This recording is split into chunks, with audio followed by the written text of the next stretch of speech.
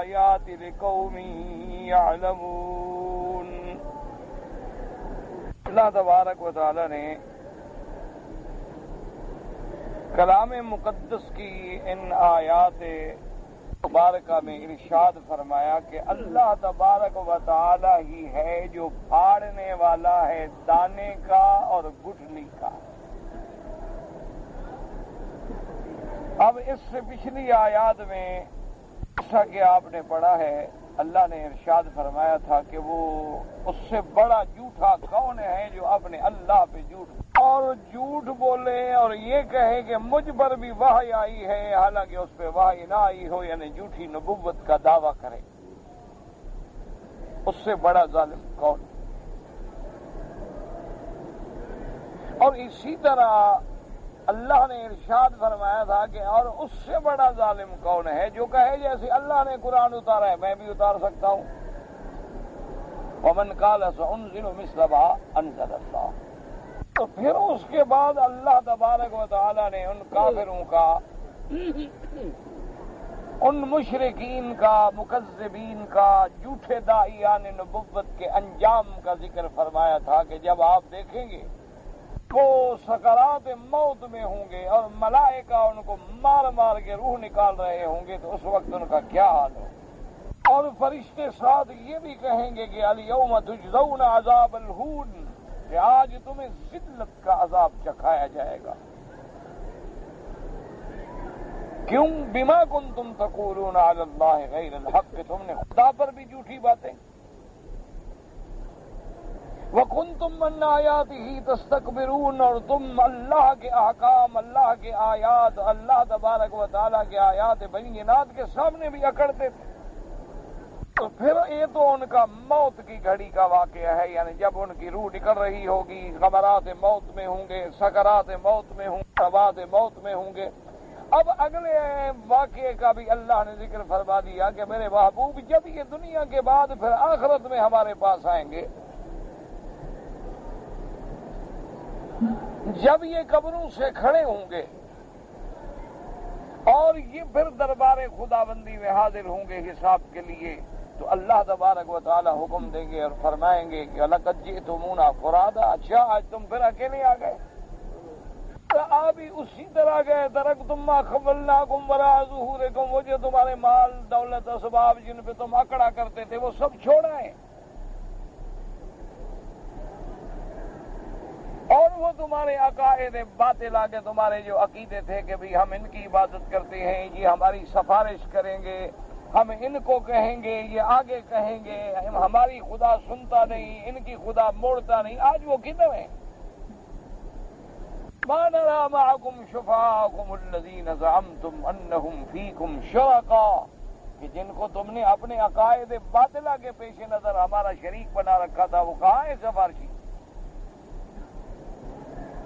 لَقَدْ تَقَطَّعَ بَيْنَكُمْ، اچھا تمہارے اور ان کے صلے بھی ٹوٹ گئے، تعلق بھی ٹوٹ گیا، ایک دوسرے سے اتنے الگ ہو گئے کہ اکیلے کھڑے ہو،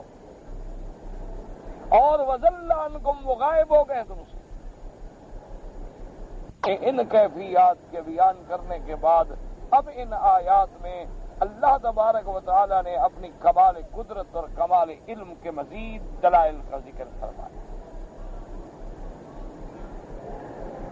آپ اگر قرآن پاک پہ غور کریں گے، تدبر کریں گے، فکر کریں گے اور قرآن کی آیات کو سوچیں گے، اللہ تبارک و تعالی اپنا کوئی حکم بھی زبردستی منوانا نہیں چاہتے۔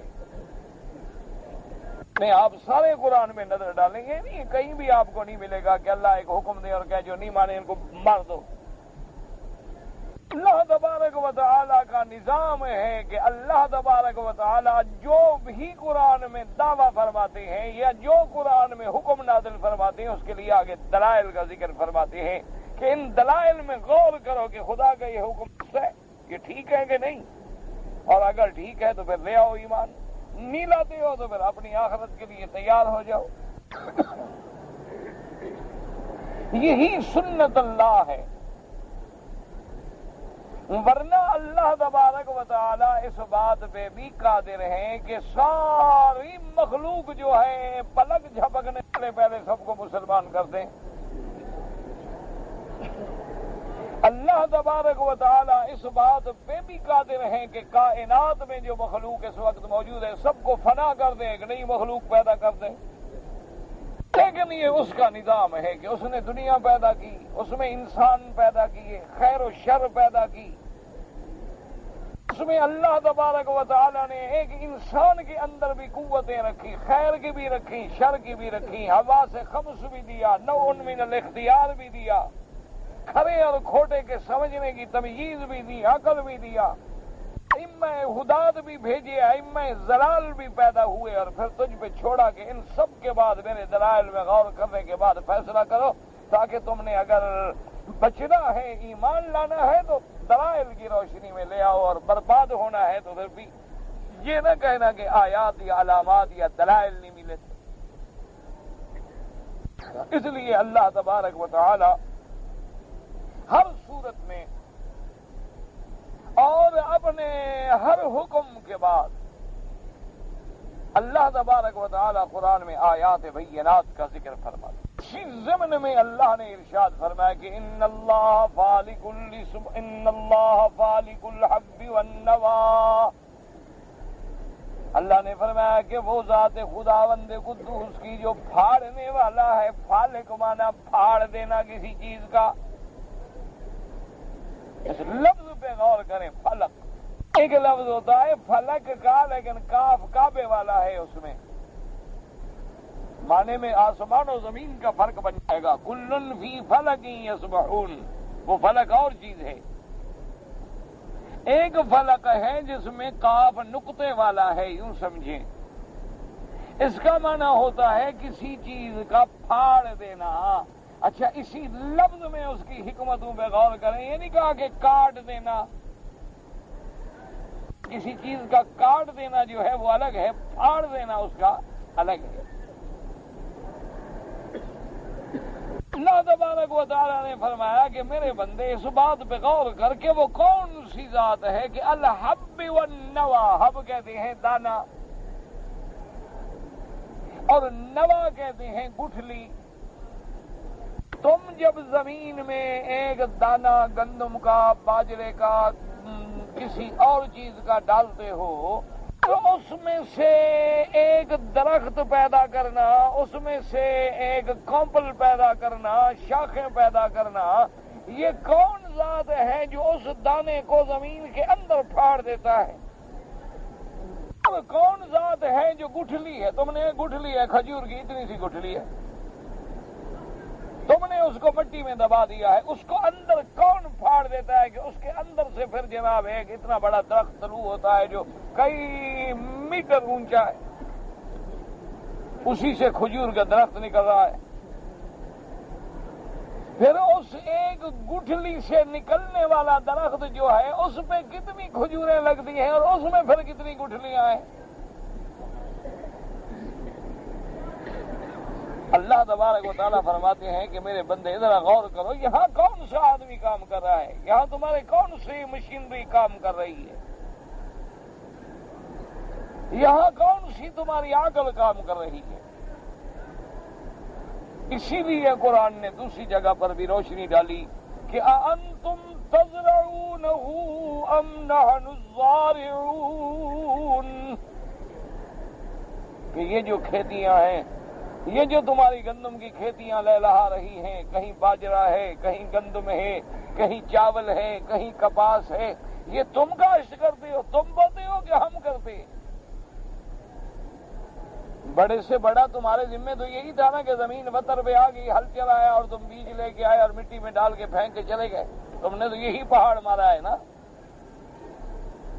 اچھا، زیادہ سے زیادہ یہ بھی ہو سکتا ہے کہ جب وہ گندم یا کپاس نکل آتی ہے تو ہل چلا کے تم اس کے جو جھاڑ واڑ ہیں ان کو ذرا ہٹا دیتے ہو کہ اصل بوٹے کا رخ جو ہے وہ نہ رک جائے، اس کی روایدگی میں کمی نہ ہو جائے۔ چلو یہ کام تو تم نے کیا، زمین کے اندر اس کو کس نے پھاڑا ہے؟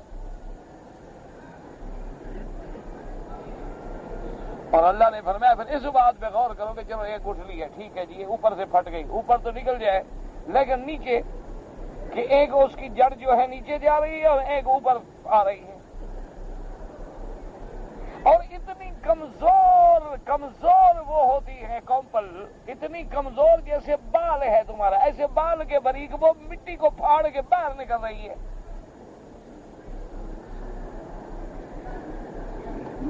اور اس کے بعد پھر ہماری شان قدرت دیکھو کہ اگر وہ گندم کا دانہ ہے تو بھائی اتنے تک آئے گا، باجرہ ہے تو اور لمبا چلا جائے گا، اور جوار ہے تو وہ جہاں اپنی حد پہ، مکئی ہے تو اپنی حد پہ، اور گٹھلی میں سے کھجور نکلے تو کہاں پہنچ گئی؟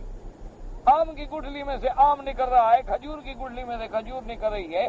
یہ کون ذات ہے جس نے یہ سارا سسٹم، سارا انتظام، سارا نظام بنا رکھا ہے؟ کبھی ایسا نہیں ہوا کہ آم کی گٹھلی لگا اور کھجور نکل آئے۔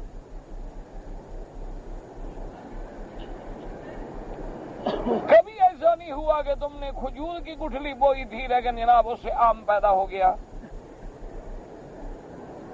تو اللہ نے فرمایا اسی پہ غور کر لو، کیوں یہ تو تمہارے آنکھوں دیکھی چیزیں ہیں، تمہارے سامنے ہیں، جن میں تم بغیر کسی مشینوں کے، بغیر کسی دوربین کے، بغیر کسی کمپیوٹرائز آلات جدیدہ کے تم خود غور کرتے ہو، روزانہ تم زمین پہ چلتے ہو، پھرتے ہو، تمہارے سامنے کاشت ہوتی ہے، تم اپنے ہاتھوں سے کاشت کرتے ہو۔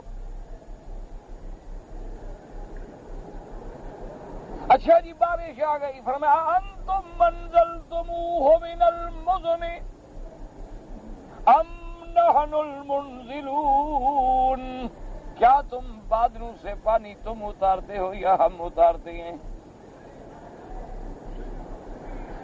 اللہ نے فرمایا اس پہ ذرا غور کرو کہ بادلوں کو کون بناتا ہے، پھر یہ لاکھوں ٹن پانی لے کر کیسے کھڑے ہیں آسمان و زمین کے درمیان میں،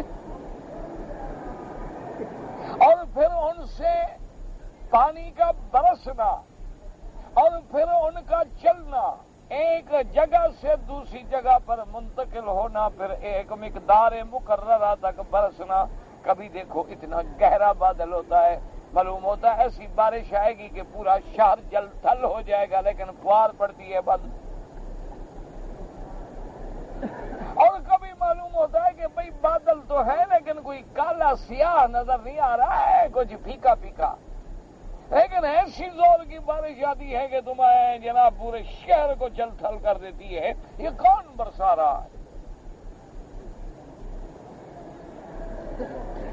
اللہ نے فرمایا چلو بادلوں کے پانی کتنے سے دور، یہ پانی گلاس میں جو پی رہے ہو کنویں سے نکال، افرأیتم الماء الذی تشربون، یہ جو پی رہے تم نے بنایا ہے؟ اللہ نے فرمایا غور کرو، دور نہ جاؤ، یہ تو تمہارے سامنے کی دلائل ہیں، تمہارے اپنے ہاتھوں سے نکلی ہوئی چیزیں ہیں۔ اس لیے فرماتے ہیں کہ ان اللہ فالق الحب والنوا، وہ ذات پاک جو پھاڑنے والی ہے دانے کو اور گٹھلی کو۔ اور کیسا پیارا لفظ فرمایا فالق الحب، کیونکہ جب زمین میں کسی چیز کو دبا دو تو اس کے گرمی سے وہ چیز پھٹتی ہے، پھٹ جاتی ہے، جب پھٹتی ہے تو پھاڑ دیا نا۔ ایک ہے کسی چیز کا کاٹ دینا، ایک ہے کسی چیز کو پھاڑ دینا۔ آپ نے دیکھا نہیں کہ کسی آپ کو کوئی پاؤں پہ ورم ہو جائے، کوئی پھوڑا نکل آئے، ایک تو ہے نا اس کو ڈاکٹر کاٹ دے گا، آپ کہتے ہیں پتہ نہیں خود پھٹ گیا ہے، خود بخود پھٹ گیا۔ تو یہ اندر جو مٹی میں پڑا ہوا ہے اس کو بھی پھاڑنے والی ذات کون ہے؟ اور اس کے بعد فرمایا یخرج الحی من المیت ومخرج المیت من الحی، اور وہ کون ہے جو نکالتا ہے زندہ کو مردہ سے اور پھر نکالنے والا مردے سے زندہ کو؟ وہ کون ذات ہے کہ دیکھو مرغی زندہ ہے، بطخ زندہ ہے، بھاگ رہی ہے، لیکن اس سے انڈے آ رہے ہیں، کبوتری زندہ ہے، اڑ رہی ہے، انڈے آ رہے ہیں، انڈے مردہ ہے، کچھ نہیں، جان کچھ بھی نہیں۔ اور پھر ان انڈوں کو رکھ دو، ان کے اندر سے زندہ بچے نکل رہے ہیں۔ اور خدا کی شان ہے کہ مرغی کے انڈے سے مرغی کے بچے نکلتے ہیں، بطخ کے انڈوں سے بطخ کے بچے نکلتے ہیں۔ جس پرندے کے، جس چیز کے انڈے رکھو اسی کی جنس اندر سے برآمد ہوگی۔ اور پھر اللہ تبارک و تعالیٰ نے فرمایا دوسری آیات میں کہ اے میرے بندے اس بات پہ غور کرو کہ جب بچہ ماں کے پیٹ سے نکلتا ہے تو اس کو نکلنے کا طریقہ کون سکھلاتا ہے؟ کہ سر پہلے نکلے ٹانگیں بعد میں نکلیں، یہ کس نے پڑھایا ہے؟ کس سکول میں اندر سیکھا ہے وہ؟ اور اس کے بعد پھر اس پرندہ ہے، حیوان ہے، انسان ہے، جانور ہے، چرندے پرندے، اس کے چھوٹے بچے، 1 دن کے پیدا ہونے والے بچے، 2 دن کے بچے، 4 دن کے بچوں کو کون سکھاتا ہے کہ ہر بچہ اپنی ماں کے پاس جاتا ہے، دوسرے کے پاس نہیں جاتا؟ یہ اس کو کس نے بتلا دیا ہے کہ یہ تمہاری ماں ہے؟ چلو ماں تو بڑی ہے نا جی، وہ تو آج پیدا ہوا ہے بیچارہ، بکری کا بچہ ہے، گائے کا بچہ ہے، کسی چیز بھینس کا بچہ ہے، کسی جانور کا بچہ ہے، یعنی سب سے جو کند ذہن اور بلید دنیا میں جانور ہے وہ گدھا ہے، اس کا بھی اپنی ماں کے پاس جائے گا۔ مرغیوں کے چھوٹے چھوٹے اتنے بچے ہوتے ہیں، چھوٹے چھوٹے، ایسے جیسے معلوم ہوتا ہے کوئی کپاس کا پھول ہے، اتنے چھوٹے سے بچے ہیں، وہ بھی بلی کو دیکھے تو ماں کے پروں کے نیچے چھپتے ہیں۔ یہ کس نے ان کو سکھلایا ہے؟ اللہ نے فرمایا انہیں پہ غور کرو کہ دیکھو اس کو کیسے پتہ چل گیا بلی ہماری دشمن ہے، اور اگر یہ دشمن آ رہی ہے تو ہم کہاں بھاگے؟ کون ہمارے اوپر پہرا دے گا؟ بھی ماں دے گی، وہ پر پھیلاتی چھپا رہی ہے۔ فرمایا ان پہ غور کرو، یہ کون ہے جو مردے سے زندہ کو نکال دے، زندہ سے مردے کو نکال دے، ایک کھجور کھا لی، گٹھلی پھینک دی، پھر گٹھلی سے درخت پیدا کر دے، ایک گندم کا دانہ ڈال دو اس سے ماشاءاللہ سنابل پیدا کر دے، پھر ایک سنبلہ کے اندر 100 دانہ بھر دے، وہ کون ذات ہے؟ اس لیے اللہ دعوت ہے۔ اور بعض علماء نے فرمایا کہ مردے اور زندہ کی مثال سے یہ بھی مراد ہے کہ یہ دیکھو کہ اللہ نے اسلام میں مسلمانوں کو مثال دی ہے زندہ سے اور کافروں کو دی ہے مردہ سے، کہ مسلمان جو ہے وہ زندہ ہے، کافر ایسے ہے جیسے مردہ ہو۔ اس لیے قرآن کئی مقام پہ کہتا ہے کہ جیسے مردہ اور زندہ برابر نہیں ہو سکتے، اسی طرح مومن اور کافر بھی برابر نہیں ہو سکتے۔ تو بعض علماء نے فرمایا کہ اللہ کی قدرت دیکھو کہ یخرج الحی من المیت ومخرج المیت من الحی، اس کی شان دیکھو کہ زندہ سے مردہ کو نکالے، کہ نوح پیغمبر ہو، اس کے نطفے سے بچہ پیدا ہو لیکن وہ کافر ہو، پیغمبر کا بیٹا ایک کافر ہے، اور پھر دیکھیں کہ کافر ہے، دشمن ہے، سب سے بڑا عدو لدود ہے میرے محبوب کا ابی جہل لعنت اللہ علیہ، لیکن اس کے بطن سے نطفے سے جو پیدا ہوتا ہے اکرما، وہ بطن من ابطال الاسلام، وہ اسلام کا سب سے بڑا سپہ سالار ہے۔ ولید کافر ہے، ولید ابن المغیرہ کافر ہے، جو کہتا تھا انا الوحید ابن الوحید، جس کے بارے میں اللہ نے قرآن میں فرمایا ذرنی والمکذبین اولی النعمۃ، اور دوسرے مقام پہ فرمایا ذرنی ومن خلقت وحیدا، میرا مدنی آپ ان کو چھوڑ دے مجھ پہ، ان سے میں خود بدلا لوں گا۔ یعنی باپ کافر ہے اور بیٹا کون ہے؟ خالد، بیٹا کون ہے؟ خالد رضی اللہ عنہ، جس کو حضور نے فرمایا کہ سیف من سیوف الرحمن، میرا خالد تو اللہ کی تلواروں میں سے تلوار ہے۔ یعنی آپ حیران ہوں گے، یہ ہے کہ زندہ سے مردہ اور مردہ سے تمہاری آنکھوں کے سامنے ہیں۔ آج دنیا میں بھی نظارے دیکھ لو، کتنے علماء ہیں جن کی اولادیں جاہل ہو گئی، کتنے اولیاء اللہ ہیں، کتنے بڑے لوگ ہیں جن کے دربار میں آ کے لاکھوں لوگوں نے ہدایت پائی، لیکن اپنی اولادیں فاسق فاجر ہو گئیں۔ تمہاری آنکھوں کے سامنے کتنے لوگ ہیں۔ اچھا ماں باپ جاہل ہے، اور جاہل بھی مطلق، یعنی الف اور باغ میں بھی فرق نہیں کر سکتا، بیٹے عالم پیدا ہوئے، کتنے لوگ ہیں کہ والدین کافر ہیں، سکھ ہیں، اولادوں میں حضرت احمد علی لاہوری اور عبید اللہ سندھی پیدا ہوئے، اور کتنے سید ہیں ماشاءاللہ، ہیر رانجھا لکھتے رہے۔ وارث شاہ سید تھا نا، لکھ کے دے کیا گیا ہیر؟ ماشاءاللہ جو عورت گھر سے نہ نکلتی ہو، ہیر پڑھاؤ انشاءاللہ پہلے مہینے میں یار کے ساتھ چلی جائے گی۔ تجربہ نہ ہو تو کرا کے دیکھ لو تجربہ، برکت دیکھو کتاب کی۔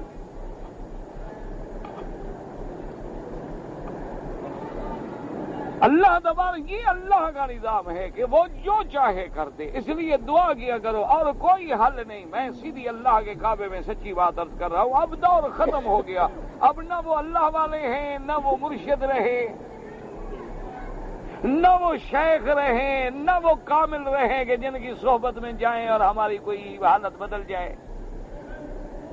اب وہ بات تو اندھیرا ہو گیا ہے۔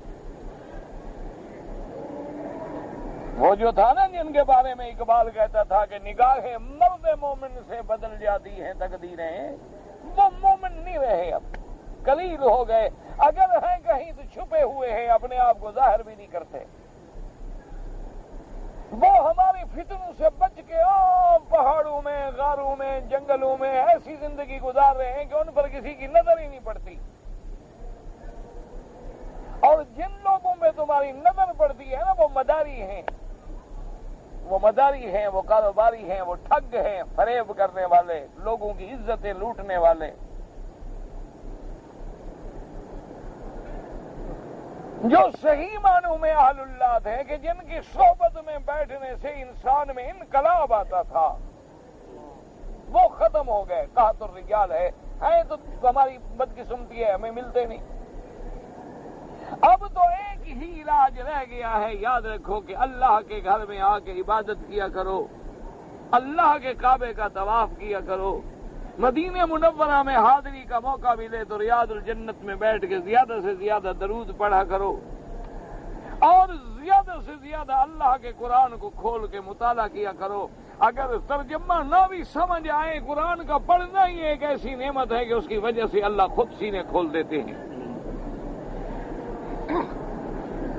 اب تو بس یہ حال رہ گیا ہے، اور ایک دوسرے کے لیے دعا کیا کرو کہ اللہ ہم پر، ہماری اولادوں پر، ہمارے بچوں پر، ہر مسلمان کی اولاد پہ رحم فرما دے، اللہ ہمیں بھٹکنے سے بچا لے، اللہ ہماری بگڑیاں خود بنا دے، اور اللہ تبارک و تعالی ہمارے احوال پہ رحم فرما دے کہ اللہ ہماری ظاہری، باطنی، روحانی بیماری، جسمانی بیماریاں خود دور فرما دے۔ ورنہ بالکل اب ہم اس مقام پہ ہیں کہ کنتم علی شفا حفرۃ من النار فانقذکم منہا، کہ تم جہنم کے کنارے کے گڑھے میں گرنے کے لیے پہنچ گئے تھے کہ ہم نے تمہیں کھینچ لیا، اب بھی اللہ اپنی رحمت سے ہمیں جہنم سے کھینچ لے، ورنہ ہم بالکل تباہی کے غار تک پہنچ گئے ہیں۔ گھر گھر میں عریانی ہے، گھر گھر میں فحاشی ہے، گھر گھر میں فلمیں ہیں، گھر گھر میں ڈشیں ہیں، گھر گھر میں فتن ہیں۔ ظہر الفساد فی البر والبحر بما کسبت ایدی الناس، قدم قدم پہ آپ دیکھ لیں، اللہ کے کعبے میں طواف کرتے ہوئے ذرا عورتوں میں نظر ڈالیں کہ وہ انارکلی کی سیر کر رہی ہیں یا خدا کے کعبے کا طواف کر رہی ہیں۔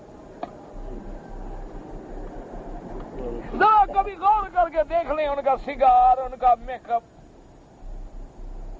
ان کے چلنے کے انداز، طواف کرنے کے انداز، پھرنے کے انداز۔ اللہ کے کعبے میں اگر ہمارا یہ حال ہے تو باہر کیا ہوگا؟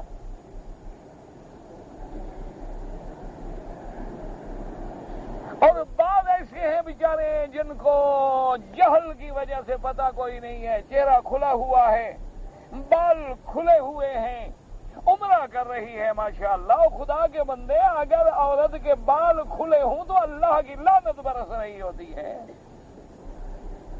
تو پھر عمرے کرنے کا کیا فائدہ؟ خدا کے کعبے میں لعنت لینے آئی ہے، اس سے بہتر ہے گھر بیٹھی رہے۔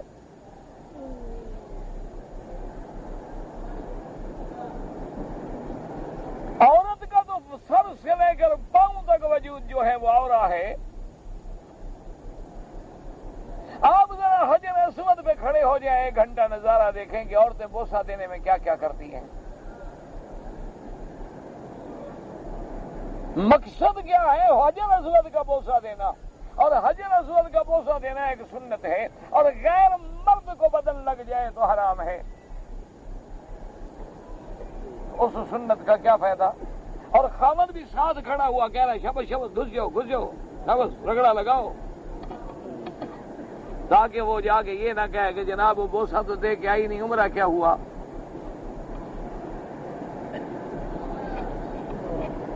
آپ نماز پڑھ رہی ہوں، آپ کے آگے عورت ایسے گزر جائے گی جیسے اس کو پتہ ہی نہیں کیا ہے، کیا فرق کیا پڑتا ہے. بازار میں جیسے جا رہی ہو، آپ کی گردن کے اوپر سے پھلانگ کے گزر جائے گی، کوئی پرواہ نہیں.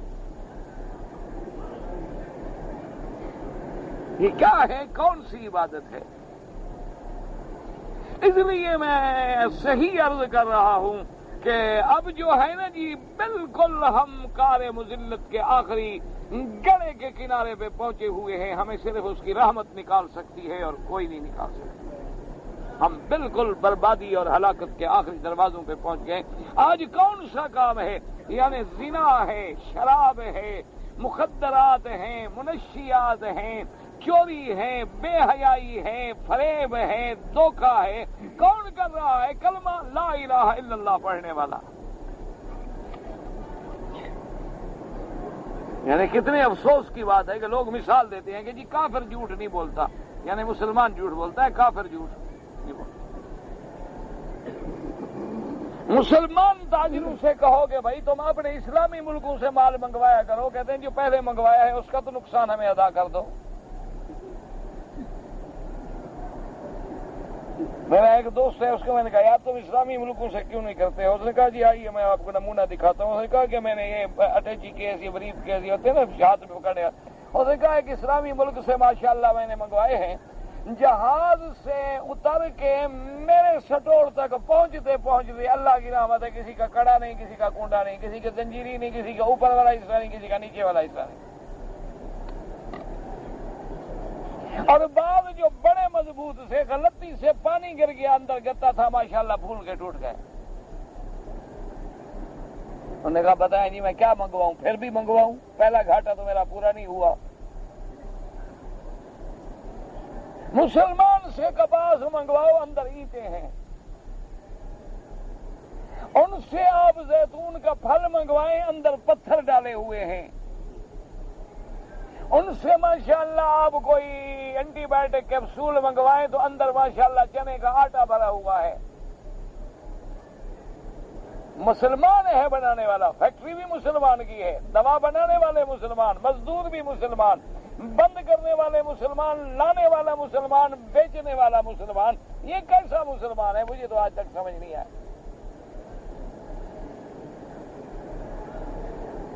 اس کے مقابلے پہ کافر ہے، ایک چیز بناتا ہے، اس کو پتا ہے کہ مسلمانوں کے نزدیک خنزیر حرام ہے، اس کی چربی حرام ہے.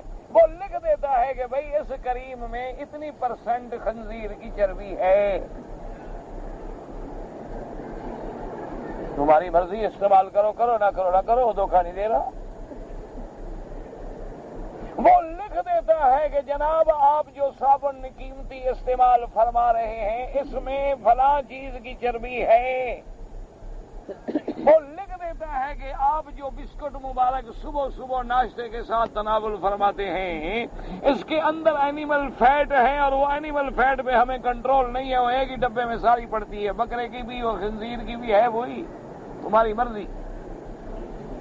اور ہم اسی کو سبحان اللہ بسم اللہ الرحمن الرحیم پڑھ کے تناول فرماتے ہیں. بسم اللہ پڑھ کے خنزیر کھا لو، کیا خیال ہے؟ برکت ہو جائے گی.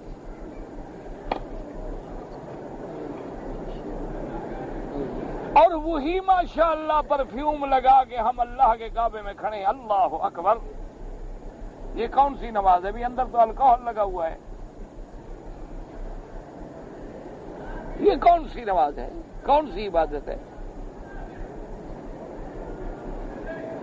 اس لیے ہمیشہ یاد رکھیں کہ اب ہمارا علاج کیا ہے کہ بس امت پہ تیری آ کے عجب وقت پڑا ہے، اے خاصان رسل، وقت دعا ہے.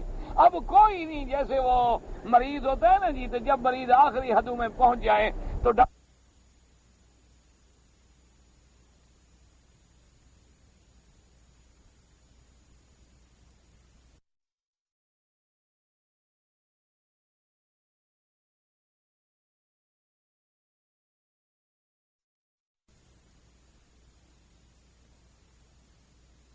تو دعا کرو. مانا یہ ہوتا ہے کہ امید کوئی نہیں، امید کوئی نہیں. اب دوا شوا انجیکشن تو کوئی کام نہیں کرتا. دعا کرو. اب امت کا حال یہ ہے کہ دعا کرو. اب علاج کوئی نہیں، علاج کرنے والے چلے گئے، جو معالج تھے وہ چلے گئے، جو رہبر تھے وہ چلے گئے، جو ہدایت کرنے والے تھے وہ چلے گئے. اب تو نتیجہ یہ نکلا ہے کہ زاغوں کے تصرف میں عقابوں کے نشے بن، کہ جہاں جہاں عقابوں کے ڈیرے ہوتے تھے وہاں کوے بیٹھے ہوئے ہیں. اس لیے اب علاج واحد کیا ہے؟ دعا کیا کرو.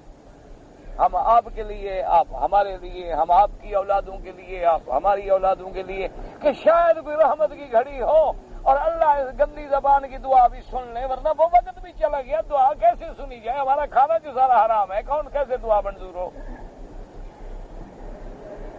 میرے محبوب نے فرمایا تھا نا کہ جب تیرا لباس حرام کا ہوگا، کھانا حرام کا ہوگا، مولوی اور پیر انشاءاللہ زکوٰۃ کے مال پہ پل پل کے دمبے بن گئے ہوں گے، تو دعائیں کیسی؟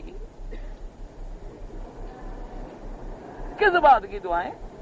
فرق اتنا ہے کہ تھانے دار رشوت لے کے کھاتا ہے، ہم صدقہ کھا جاتے ہیں.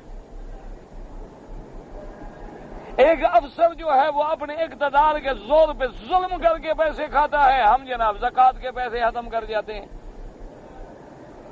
حرام وہ بھی کھا رہا ہے، حرام وہ بھی کھا رہا ہے.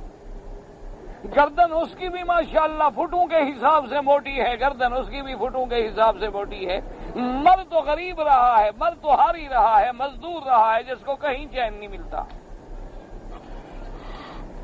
اس لیے علاج صرف ایک ہے، دعا بس، کہ کسی وقت شاید رحیم ہے، ارحم الراحمین ہے، راضی ہو جائے اور کہہ دے چلو گندے ہیں میرے بندے ہیں، دروازے پہ پڑے ہیں، میں رحم کر دوں. اس لیے علماء نے فرمایا کہ مردے سے زندہ یا زندہ سے مردہ کیا مانا؟ مسلمان سے کافر پیدا کر دے، کافر سے مسلمان پیدا کر دے، عالم سے جاہل پیدا کر دے، جاہل سے عالم پیدا کر دے، عابد سے فاسق پیدا کر دے اور فاسق سے عابد پیدا کر دے. یہ اس کی مرضی، یہ اس کی شان ہے نرالی. اس لیے فرماتے ہیں ذالکم اللہ. اب غور کریں اس لفظ پہ. پہلے کیا تھا؟ ان اللہ فالق الحب والنوا یخرج الحی من المیت ومخرج المیت من الحی. تحقیق اللہ تبارک و تعالی پھاڑنے والا دانے کا اور گٹھلی کا، نکالنے والا زندہ سے مردہ کو اور مردہ سے زندہ کو. ذالکم اللہ، یہ کام کرنے والا وہ ہے اللہ. جب تم نے دیکھ لیا سب کچھ اللہ کرتا ہے، فَأَنَّا تُؤْفَكُونَ، پھر کدھر بہ کے جا رہے ہو؟ خدا کو چھوڑ کے پھر کدھر جا رہے ہو؟ یہ سب کرنے کی قدرت کس کو ہے؟ اللہ کو ہے. تو پھر اللہ کو چھوڑ کے قبروں پہ سجدے کیوں؟ پھر اللہ کو چھوڑ کے تعزیے پہ سجدے کیوں؟ پھر اللہ کو چھوڑ کے بتوں پہ سجدے کیوں؟ اللہ کو چھوڑ کے سورج چاند پہ سجدے کیوں؟ اس لیے فرمایا ذالکم اللہ فأنا تؤفکون. کدھر بہ کے جا رہے ہو؟ کدھر بہتے ہو؟ کدھر بھٹکے جا رہے ہو؟ فالق الإصباح وجعل الليل سكنا والشمس والقمر حسبانا. اللہ نے فرمایا کہ وہ ذات خداوند قدوس جو پھاڑنے والا ہے اندھیری کی چادر کو، نکالنے والا صبح کو. فالق الإصباح، کہ جب پوری دنیا پہ اندھیری کی چادر پھیل جاتی ہے، اس اندھیرے کو پھاڑ کے اس کے اندر سے صبح کو نکالنے والا کون نکالتا ہے؟ تم نکالتے ہو؟ تمہاری مشینیں نکالتی ہیں؟ نہیں. آخر بتائیں یہ صبح صادق کون کرتا ہے؟ نہ کوئی اور ہو تو بتاؤ، کوئی پیر، کوئی مرشد، کوئی بزرگ. یہ سب کچھ جاننے کے بعد بھی غیروں کو مشکل کشا سمجھتے ہو، اس سے بڑی جہالت ہے کوئی؟ فرمایا اندھیرے کو پیدا کرنے والا اور پھر اندھیرے سے اندھیرے کی چادر کو پھاڑ کے فالق الإصباح، پھر صبح کو نکالنے والا، کہ پہلے صبح کاذب ہوتی ہے پھر صبح صادق ہوتی ہے. صبح کاذب کا کیا معنی ہے؟ کہ روشنی تو نکلتی ہے لیکن سیدھی اوپر چلی جاتی ہے. اور صبح صادق کا کیا معنی کہ روشنی پھر پھیلنا شروع ہو جاتی ہے. اور فرمایا وَجَعَلَ اللَّيْلَ سَكَنًا، اور جس نے بنایا تمہارے لیے رات کو آرام. سکن مانا کیا؟ جہاں سکون ملے، آرام ملے. اس لیے اللہ فرماتی ہے کہ ہم نے تمہیں جو گھر دیے بیوتکم سکنا، ہم نے جو تمہارے لیے عورتیں پیدا کی ہیں، کیوں؟ لتسکنوا الیہا، تاکہ سکون پکڑو. تو یہ رات کو کس نے تمہارے لیے سکون کی چیز بنا دیا ہے کہ رات آنا شروع ہوتی ہے اور ہر بندہ خود بخود سونے کی تیاری کرتا ہے. این سورج پیلا ہونا شروع ہوگا نا، جا کے دیکھو جانور چل رہا ہو، چرنا چھوڑ دیتا ہے، واپس چلو بھی گھر. پرندے جو ہیں جو چگنے کے لیے جاتے ہیں واپس گھونسلے کی طرف لوٹ رہے ہیں. اب سورج ڈوبنے والا ہے، اب رات آرام کے لیے ہے، رات چلنے پھرنے کے لیے نہیں. اور اللہ نے کیسا نظام پیدا کر دیا ہے کہ رات آتی ہے اور خود بخود انسان کی طبیعت جو ہے اس میں سکون چاہتی ہے، آرام چاہتی ہے. اور ہماری بدقسمتی ہے کہ ہم نے آج اللہ کے قانون کو توڑ دیا ہے. اب ہماری راتیں جاگتی ہیں اور دن سوتے ہیں. آج ہم مسلمانوں کا یہ عالم ہے کہ 12 بجے 1 بجے 2 بجے تک بیٹھنا تو ایک عام بات ہے نا جی. اور جو لوگ 2 بجے رات تک جاگتے ہوں وہ صبح تہجد پڑھیں گے. ان کو تو فرض نماز بھی بخشی ہوئی ہے انشاءاللہ. کوئی بہت زیادہ نمازی ہوگا تو جب 7:30 بجے اس کی نیند کھلے گی اس وقت وضو کر کے اللہ اکبر بس 2 رکعت پڑھ لے گا، پھر جناب دفتر چلا جائے گا. حالانکہ حضور صلی اللہ علیہ وسلم نے فرما دیا ہے کہ عشاء کے بعد بات کرنا، کلام کرنا جو ہے وہ منع ہے.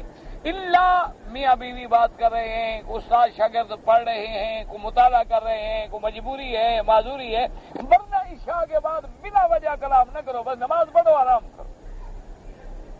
اسی لیے آپ دیکھ رہے ہیں ہماری دیہاتی زندگی جو تھی جب ہم بستیوں میں رہتے تھے، بالکل رات عشاء کی 8 بجے نماز ہوئی نا جی، 9 بجے سناٹا چھا گیا، پوری بستی سو گئی، ختم. اور این صبح کو اٹھتے تھے ماشاءاللہ، کوئی ہل لے کے جا رہا ہے، کوئی بیل لے کے جا رہا ہے، کوئی گھاس کاٹنے کے لیے جا رہا ہے، کوئی زمین بنانے کے لیے جا رہا ہے، کوئی گندم کٹائی کے لیے جا رہا ہے، بالکل فریش ہو کے تیار ہو کے. نہ کوئی دل کے دورے تھے، نہ بیماریاں تھیں، نہ کینسر تھا، نہ کوئی ایڈ تھی، کوئی لعنت تھی.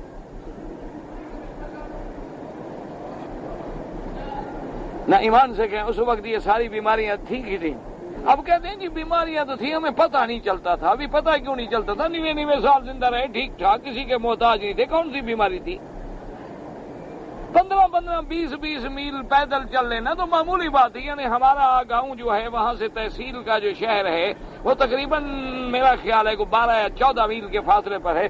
تو والد صاحب رحمۃ اللہ علیہ فرماتے ہیں کہ ہم صبح کی نماز پہ چلے جاتے تھے، وہاں پیشی بھگتی اور ظہر کو واپس گھر آ گئے. یعنی 12 میل پیدل جاؤ، پیدل آؤ، 24 میل سفر کرو، اور کچھ نہیں، کوئی پرواہ بھی نہیں. رمضان المبارک این گرمیوں میں ہمیں یاد ہے، ہم چھوٹے چھوٹے جا کر ہم ندی میں بیٹھ جاتے تھے، قرآن یاد کرتے تھے. قرآن یاد نہیں ہوتا تھا گرمی کے بارے، تو ندی کے پانی میں ہم جا کے بیٹھ جاتے تھے. استاد بھی شاگرد بھی وہیں ہم پڑھتے رہتے تھے. یعنی اتنی شدید گرمی کا عالم ہوتا تھا، اور وہ بکریاں اور گائیں لے کے چرا رہے. اس لیے وجہ کیا ہے کہ ہم نے اللہ کے نظام کو بدل دیا. اللہ نے رات بنائی آرام کے لیے اور دن بنایا کام کے لیے. ہم نے رات بنا لی کام کے لیے اور دن بنا لیا آرام کے لیے. ورنہ ہے تو بڑی بری بات. کسی زمانے میں تو یہ ایک محاورہ ہوتا تھا کہ جو گندے لوگ ہیں نا جی، طوائفیں ہیں، کعبہ خانے ہیں، کنجر خانے ہیں، ان کی راتیں جاگتی ہیں اور دن سوتے ہیں کہ وہاں ساری رات پھر گھنگرو اور مجرے، اور دن کو انہوں نے سو جانا ہوتا ہے کیونکہ پھر ساری رات جو جاگنا ہے. لیکن آج تو ہر شریف کی رات جاگتی ہے اور دن سوتا ہے. اس لیے اللہ نے فرمایا کہ میرے نظام قدرت میں دیکھو کہ میں نے رات تمہارے سکون کے لیے بنا دی. اگر تم خود نظام فٹ کرتے کہ کون سوئے کون جاگے، کون سوئے کون جاگے، تو ایک گھر کا نظام بھی تم نہ بنا سکتے. اس کے سونے کا وقت، اس کے جاگنے کا وقت. لیکن میں نے رات سکون کے لیے بنا دی. وجعلنا اللیل سکنا وجعل اللیل سکنا والشمس والقمر حسبانا. اللہ فرماتے ہیں کہ سورج اور چاند میں نے تیرے حساب کے لیے بنا دیا تاکہ پورا نظام چل رہا ہے. سال کے مہینے 12 چل رہے ہیں، پھر مہینہ ختم ہوگا، دوسرا، تیسرا، چوتھا، پانچواں، پھر حج آنا ہے، رمضان آنا ہے، پھر تمہارے عقد ہیں، نکاح ہیں، معاہدے ہیں، لین دین ہیں. ان حساب و کتاب کو قائم رکھنے کے لیے میں نے شمس و قمر کا نظام پیدا کر دیا. والشمس والقمر حسبانا، رات تیرے لیے، سورج چاند تیرے لیے. لیکن اللہ فرماتا ہے تو کیسا گمراہ ہو گیا ہے کہ میں نے جن کو تیری خدمت کے لیے، تیرے حساب کے لیے بنایا تھا، تو ان سے تقدیر اور قسمت کے فیصلے کروا رہا ہے کہ جی آج فلانا ستارہ فلانے برج میں ہے تو فلانا ستارہ فلانے برج میں ہے. آج محبت کا تویز لکھنا ہے، آج عداوت کا تویز لکھنا ہے. ماشاءاللہ مولوی نیچے زمین پہ بیٹھ کے ستارے نکال رہا ہے. اپنا ستارہ اللہ کی رحمت سے ڈوبا ہوا ہے کہ 5 روپے طویل لکھ کے کھاتا ہے روٹی. اپنا ستارہ اس کا اللہ کی رحمت سے کبھی گردے سے نکلا ہی نہیں. ساری زندگی جھوٹ بول بول کے روٹی کھا رہا ہے اور لوگوں کے ستارے نکال رہا ہے. اللہ نے فرمایا اچھا اس سے اشارہ ہو گیا کہ حساب شمسی رکھو تو جائز اور حساب قمری رکھو تو جائز، لیکن شمسی حساب رکھنا چونکہ مشکل ہے اور قمری حساب رکھنا آسان ہے، اس لیے اللہ نے شریعت کے معاملے میں قمری حساب کو ترجیح دی ہے، چاند کے حساب کو ترجیح دی ہے کہ عید ہوگی تو چاند پر، حج ہوگا تو چاند پر، رمضان ہوگا تو چاند پر، معاہدے ہوں گے تو چاند پر، کیونکہ چاند کے مسئلے کو سمجھنا آسان ہے بنسبت سورج کی گردش کو سمجھنے کے. وہ تو بغیر مشینوں کے سمجھ ہی نہیں آئے گا. لیکن اللہ نے فرمایا ویسے رکھنا چاہتے ہو رکھ لو، کوئی نہیں، ہم نے تمہارے حساب کے لیے تو بنائے تاکہ تمہیں پتہ لگے کہ آج سال گزر گیا، تمہیں پتہ لگے. اچھا اور یاد رکھو یہ کہتے ہیں نا جی وہ کیسے بتلا دیا کہ چاند گرہن ہوگا، حساب ہے. یہ تو ہے ہی حساب کی چیزیں. اگر حساب کی چیزیں ہوں، اب ایک آدمی بتلائے کہ جی 2 کو ضرب دو، 2 سے تو کتنے ہو جائیں گے، اس میں کون سی ولایت ہے، کرامت ہے؟ 2 اور 2 4 ہی ہوں گے. تو اسی طرح اگر کوئی بندہ حساب کر کے بتلا دے کہ جی مدینہ منورہ 450 کلومیٹر کا سفر ہے مکے سے، اگر میں اپنی گاڑی پہ جاؤں اور 100 میٹر پہ چلاؤں تو کتنے گھنٹے میں؟ نہیں 4.5 گھنٹے میں پہنچ جاؤں گا. تو یہ کون سی ولایت ہے، علم غیب ہے؟ اسی طرح چاند سورج کی بھی ایک گردش ہے اور حساب ہے. جب مشینوں سے حساب ہو جاتا ہے تو اندازہ ہو جاتا ہے کہ گرہن ہوگا، اندازہ ہو جاتا ہے کہ فلاں ملک میں نظر آئے گا، فلاں ملک میں نظر نہیں آئے گا. یہ کوئی علم غیب تو نہیں ہے. اس کا علم غیب سے کیا؟ تو یہ تو حساب کی چیز ہے. جس کو حساب آتا ہے وہ کر لیتا ہے، مجھے نہیں آتا، میں نہیں کر سکتا. اس لیے اللہ نے فرمایا کہ یہ کون ہے سورج اور چاند کو پیدا کرنے والا تیرے حساب کے لیے؟ جواب واضح ہے کہ اللہ. وَجَعَلَ اللَّيْلَ سَكَنًا وَالشَّمْسَ وَالْقَمَرَ حُسْبَانًا ذَلِكَ تَقْدِيرُ الْعَزِيزِ الْعَلِيمِ. اللہ نے فرمایا پھر ان کا حساب جو ہے اس غالب اور علم والے کی طرف سے ہے کہ تیری مشینیں غلط ہو سکتی ہیں، تیری قیمتی سے قیمتی گھڑیاں جو ہیں رک سکتی ہیں، لیکن میرا نظام بنایا ہوا کبھی 1 سیکنڈ کی بھی غلطی نہیں کر سکتا. تو بڑی سے بڑی مشینیں بنائے، آپریٹر کی ضرورت، چلانے والے کی ضرورت، مشین کو گریس کی ضرورت، سنبھالنے کی ضرورت، پرزے بدلنے کی ضرورت. اللہ فرماتا ہے دیکھو 1000 سال سے جو کچھ میں نے پیدا کیا وہ اپنی منزل پہ چل رہے ہیں، مجال ہے کہ کبھی غلطی کریں. اس لیے فرماتے ہیں وَالْقَمَرَ قَدَّرْنَاهُ مَنَازِلَ حَتَّى عَادَ كَالْأُرْجُونِ الْقَدِيمِ لَا الشَّمْسُ يَنبَغِي لَهَا أَن تُدْرِكَ الْقَمَرَ وَلَا اللَّيْلُ سَابِقُ النَّهَارِ وَكُلٌّ فِي فَلَكٍ يَسْبَحُونَ. اللہ نے فرمایا ہم نے سب کے منازل مقرر کر دیے، برج مقرر کر دیے، رفتار مقرر کر دی، ان کے کام مقرر کر دیے. وہ ہر چیز اب میرے حکم کے مطابق ڈپٹی کر رہی ہے اور اس میں کسی اندازے کی غلطی بھی نہیں ہوتی. کیوں؟ یہ اندازہ کرنے والا کون ہے؟ ذَلِكَ تَقْدِيرُ العزیز العلیم. یہ اس خدا کا نظام ہے جو غالب بھی ہے، اور اس خدا کا نظام ہے جو علم والا ہے، جس کا علم محیط ہے، ذرہ ذرہ اس کے علم کے اندر ہے. جب اس کا علم بھی کامل، غلبہ بھی کامل، پھر جو چاہے وہ پیدا کر دے اور جو چیز چاہے وہ ہمیں دکھلا دے. فرمایا وَهُوَ الَّذِي جَعَلَ لَكُمُ النُّجُومَ لِتَهْتَدُوا بِهَا فِي ظُلُمَاتِ الْبَرِّ وَالْبَحْرِ. وہ ذات پاک جس نے بنایا تیرے لیے ستاروں کو ہدایت کا ذریعہ، تاکہ تو جنگل میں، دریاؤں میں، اندھیریوں میں منزل پکڑ سکے، تاروں کو دیکھ کے اندازہ کر سکے مشرق و مغرب کا. جیسے دوسری جگہ فرماتے ہیں وَعَلَامَاتٍ وَبِالنَّجْمِ هُمْ يَهْتَدُونَ. اللہ نے یہ نشانیاں بنا دی ہیں کہ تاروں سے تم ہدایت پکڑو. اور علماء نے کتنی اچھی بات لکھی ہے. علماء نے لکھا ہے کہ خدا کی رحمت دیکھو، آسمان پہ اللہ نے تارے پیدا کیے اور زمین پہ محمد کے پیارے پیدا کیے صلی اللہ علیہ وسلم. حضور کے صحابہ بھی تو تارے ہیں نا. اصحابی کن نجوم فبأیہم اقتدیتم اہتدیتم. تو اس لیے فرمایا کہ دیکھو اگر آسمانوں سے رہبری حاصل کرنی ہے تو تاروں سے حاصل کرو، اور زمین پہ رہبری حاصل کرنی ہے تو پھر محمد کے یاروں سے حاصل کرو. ان کے بغیر تم ہدایت کو نہیں پہنچ سکو گے. وَهُوَ الَّذِي جَعَلَ لَكُمُ النُّجُومَ لِتَهْتَدُوا بِهَا فِي ظُلُمَاتِ الْبَرِّ وَالْبَحْرِ قَدْ فَصَّلْنَا الْآيَاتِ لِقَوْمٍ يَعْلَمُونَ. اللہ نے فرمایا میرا محبوب ہم نے کس دلائل کھول دیے ہیں، اپنی آیات کھول دیے ہیں، تاکہ جس قوم کو عقل ہے وہ سمجھ لے کہ خدا کون ہے، مخلوق کون ہے، خالق کون ہے، اور مشکل کشا کون ہے، حاجت روا کون ہے.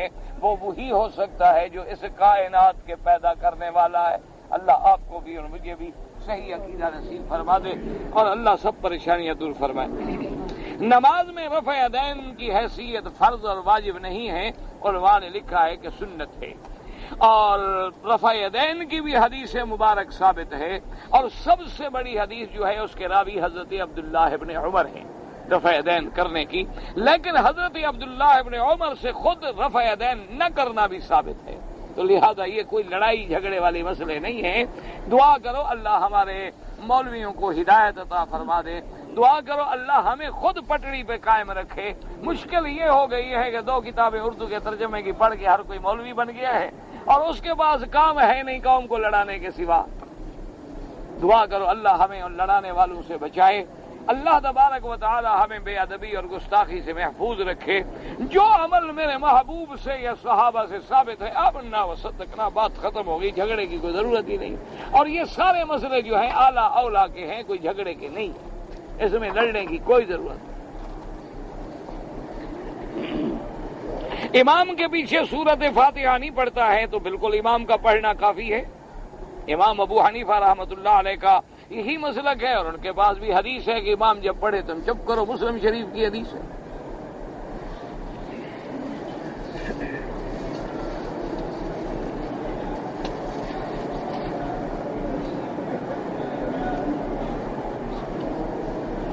اگر ایک آدمی نے مال خریدا ہے لیکن جب وہ گھر لے آیا تو گھر والوں نے کہا کہ بھئی اتنے سستے پیسوں میں تو یہ مال نہیں مل سکتا، کہیں یہ مال چوری کا نہ ہو.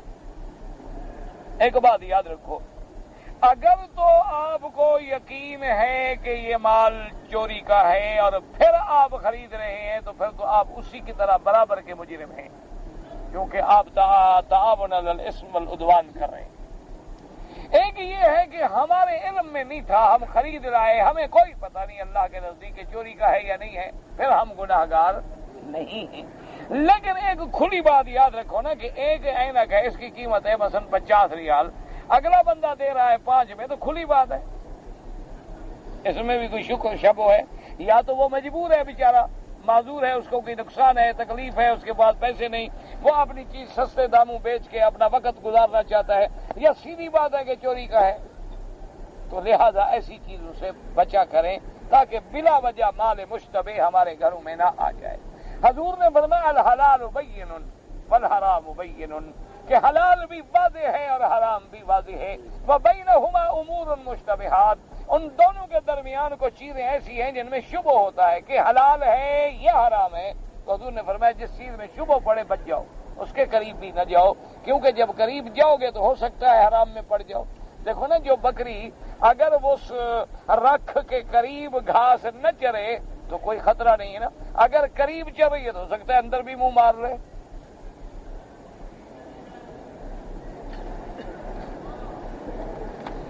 میری اولاد جو ہے میری نافرمانی کرتی ہے، دعا کریں اللہ سب کی اولادوں کو فرما بردار بنائے، اللہ تبارک و تعالی کسی کی اولاد کو بھی نافرمان نہ بنائے۔ یاد رکھو اصل وجہ کیا ہے، ہمارے گناہ ہوتے ہیں۔ ایک بات یاد رکھو، جب ہماری اولادیں نافرمان ہوتی ہیں تو اس کی وجہ ہمارے گناہ ہیں، ہماری غلطیاں ہیں، ہمارے گناہ ہیں، ہم نے ان کی اچھی تربیت نہ کی، ہم نے ان کو بچپن سے دین پہ لگایا ہی نہیں، جب ہم نے ان کو ابتدائے طفولیت سے، اصول ہوتا ہے علماء لکھتے ہیں جو ماہرین ہیں کہ 4 سال سے لے کر 12 سال کی عمر تک یہ جو عمر ہے نا، اسی میں بچہ بنتا ہے، اسی میں بنتا ہے، اسی میں بگڑتا ہے، یا بن گیا یا بگڑ گیا۔ تو اگر اس وقت ہم ان کی صحیح تربیت کرتے، اچھا کبھی ایسا بھی ہوتا ہے کہ تربیت تو صحیح کی لیکن اللہ کی پکڑ آ گئی، تو اس لیے بہرحال اب علاج کیا ہے کہ اللہ سے دعا مانگو، ہر وقت اپنے اللہ سے اولاد کے لیے دعا مانگو، اولاد کے لیے بد دعا نہ کرنا، ورنہ والدین کی دعا جو ہے اس سے اولاد برباد ہو جاتی ہے۔ یہ نہ ہو کہ اپنی اولاد کو اپنی دعاؤں سے ہلاک کر بیٹھو، اگر ان میں غلطی ہے، نافرمانی ہے، لیکن آپ دعا کریں کہ اللہ تبارک و تعالی سب کی اولادوں کو قرۃ عین بنائے، فرما بردار بنائے اور نافرمانی سے بچائے۔ اگر ایک عورت نے حج تمتع کرنا تھا، عمرے کا احرام باندھا، لیکن جب مکہ مکرمہ میں پہنچی 7 ذی الحج کو تو حیض آ گیا، اب 8 کو مینا جانا ہے، تو بس اسی میں حج کی نیت کر کے چلی جائے، بس کوئی بات نہیں، کوئی مشکل نہیں مسئلہ، کوئی بات، جب بعد میں فارغ ہوگی عمرہ بعد میں کر لے۔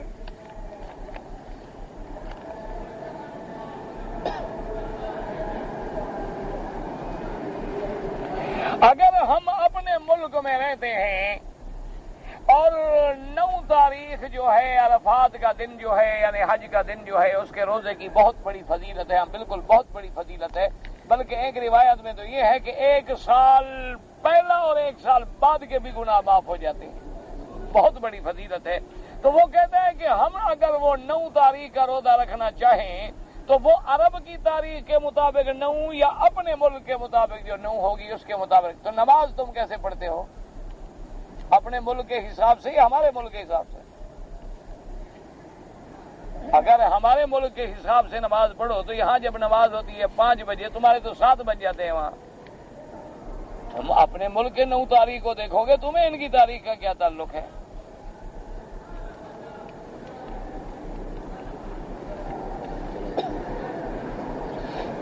عورت کے لیے پردے کا حکم جو ہے اللہ کے قرآن میں ہے، یدنین علیہن من جلابیبہن، اگر وہ عمرے کے طواف میں ہے اور آدمی اور طواف میں بہت سارے ہیں، کپڑا گرا لے بس۔ اچھا شریعت کا پردہ کرو نا، وہ چہرے کو لگتا ہی نہیں، سمجھ آ گئی ہے کہ نہیں؟ شریعت جو قرآن ہے وہ کیا ہے؟ قرآن کہتا ہے کہ چادر کو گھونگھٹ کے طور پہ لٹکا لیا جائے۔ دیکھا نہیں ہمارے دیہات میں کبھی کبھی عورتیں گھونگھٹ نکالتی تھی کہ چادر سر پہ نہیں یوں ڈال لی، اب وہ چہرے کو بھی نہیں لگ رہی اور پردہ بھی ہو گیا۔ پردہ تو ضروری ہے۔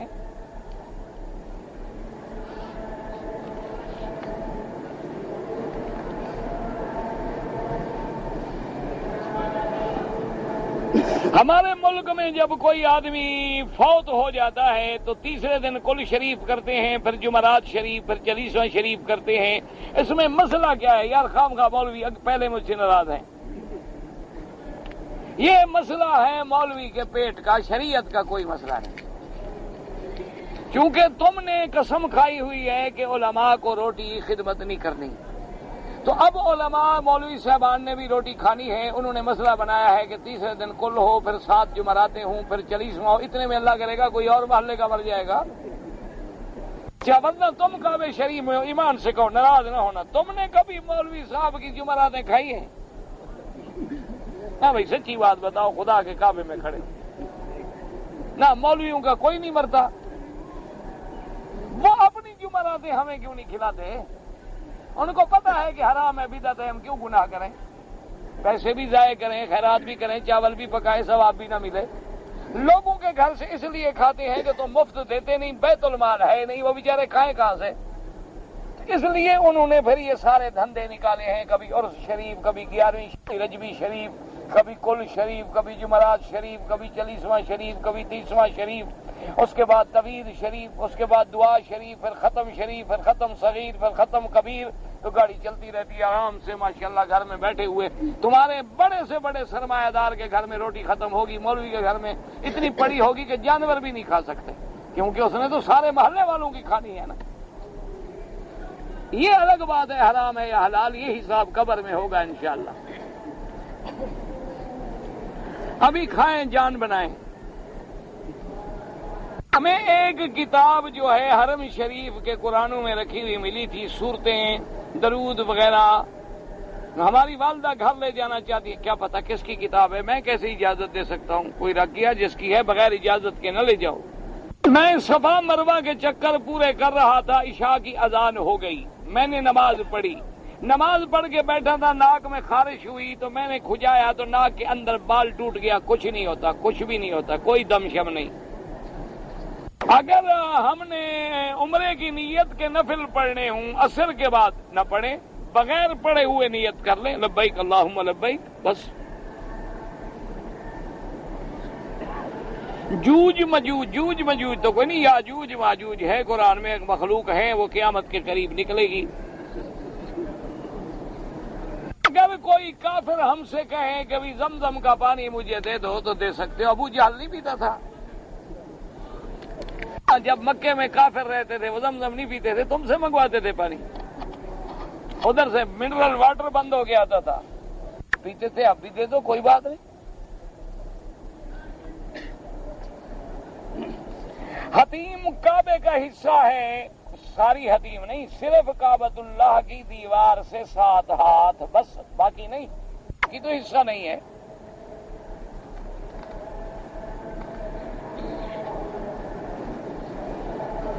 ایک آدمی پاکستان سے احرام باندھ کے نیت کر کے آیا، لیکن وہ مکے نہیں آیا، مدینے چلا گیا، تو احرام میں رہے گا جب تک آ کے عمرہ پورا نہ کرے، ورنہ اس کو چاہیے تھا کہ پہلے عمرہ ادا کر کے پھر مدینے شریف جاتا، لیکن اس نے نہیں آیا تو اسی احرام میں رہے گا جتنے دن بھی رہے، جب تک آ کے پورا نہ کرے۔ اور اگر اس نے احرام کھول دیا مدینے میں جا کر تو پھر عمرہ بھی کرے گا اور دم بھی ادا کرے گا۔ واللہ تعالی اعلم علمہ وتم۔ اللہم صلی علی سیدنا محمد وعلی آل سیدنا محمد وبارک وسلم۔ یا اللہ یا رحمان یا رحیم یا حی یا قیوم یا ذو الجلال والاکرام، یا الہ العالمین، عالم اسلام پہ اپنی رحمت نازل فرما۔ یا اللہ اسلام کو غلبہ اور عزت عطا فرما۔ یا اللہ مجاہدین کشمیر، فلسطین اور حق والوں کی قدم قدم پہ نصرت فرما۔ یا الہ العالمین مسلمانوں کی جان مال آبرو عزت کی حفاظت فرما۔ یا اللہ بیماریاں دور فرما۔ یا اللہ بے حیاؤں کو حیا عطا فرما۔ یا اللہ بے دینوں کو دین عطا فرما۔ یا اللہ بے اولادوں کو اولاد عطا فرما، جن کی اولادیں ان کو صالح بنا، بے روزگاروں کو روزگار عطا فرما، قرض داروں کے قرض عطا فرما۔ یا اللہ جن دوستوں نے دعا کے لیے کہا ہے سب کی حاجتیں پوری فرما۔ یا اللہ ہمیں مانگنا بھی نہیں آتا، بغیر مانگے اپنی رحمتیں عطا فرما۔ یا اللہ پورے عالم میں ہدایت کی فضا پیدا فرما۔ یا اللہ پورے عالم میں ہدایت کی فضا پیدا فرما۔ یا اللہ پورے عالم میں مسلمانوں میں جوڑ پیدا فرما۔ یا اللہ پورے عالم میں مسلمانوں کو دین کا داعی بنا اور مبلغ و سپاہی بنا۔ یا اللہ ہر مسلمان کو عقیدہ صحیح نصیب فرما۔ یا اللہ ہماری ظاہری باطنی روحانی جسمانی بیماریاں پریشانیاں اپنی رحمت سے دور فرما۔ اللہم اجعل لنا وللمسلمین من کل ہم فرجا ومن کل ضیق مخرجا ومن کل بلاء عافیہ۔ صلی اللہ تعالی علی خیر خلقہ سیدنا محمد وعلی آلہ واصحابہ اجمعین۔